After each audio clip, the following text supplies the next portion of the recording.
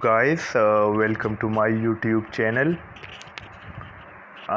In the previous lecture we did discuss about the subject and verb agreement.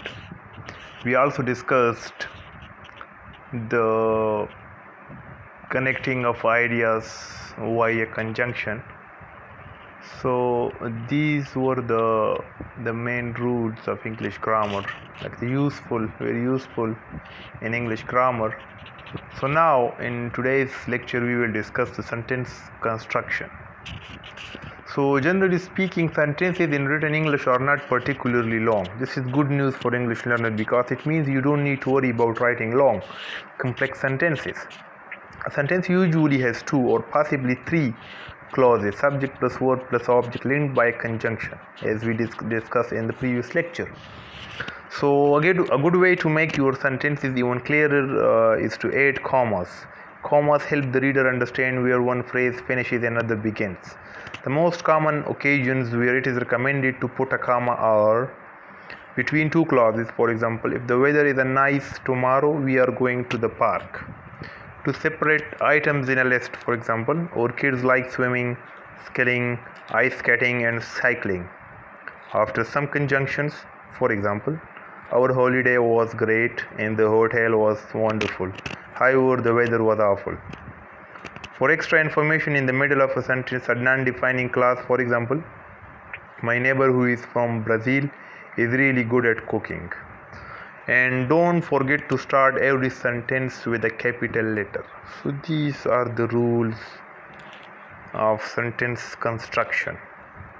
Now, the other rule is remember the word order for questions. In English, the structure of question is different to the affirmative form.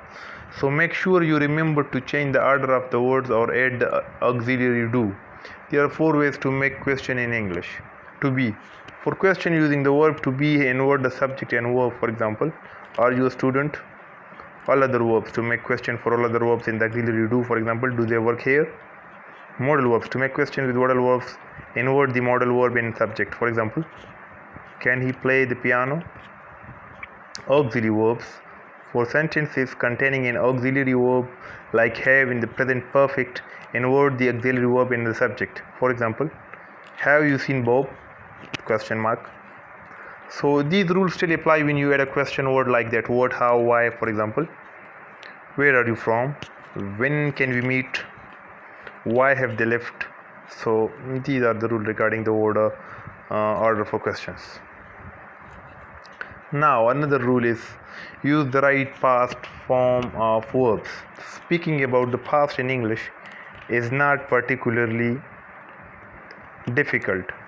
Every subject uses the same word to express the past, so you don't have to worry about learning 6 different words as in some languages. However, many verbs are irregular and don't follow the regular form of adding ed. You don't need to know all of these, but try to learn the most common ones. Approximately 20. For example, go, went, have, had, make, made. For example, we went to the cinema last Saturday. They had a party to celebrate Tom's birthday. I made a cake this morning. Get familiar with the main English verbs and tenses. If you are just starting to learn English, you will not know all the tenses yet. And that is fine. Just focus on becoming familiar with the 4 or 5 that are used most often. Aim to be able to use these.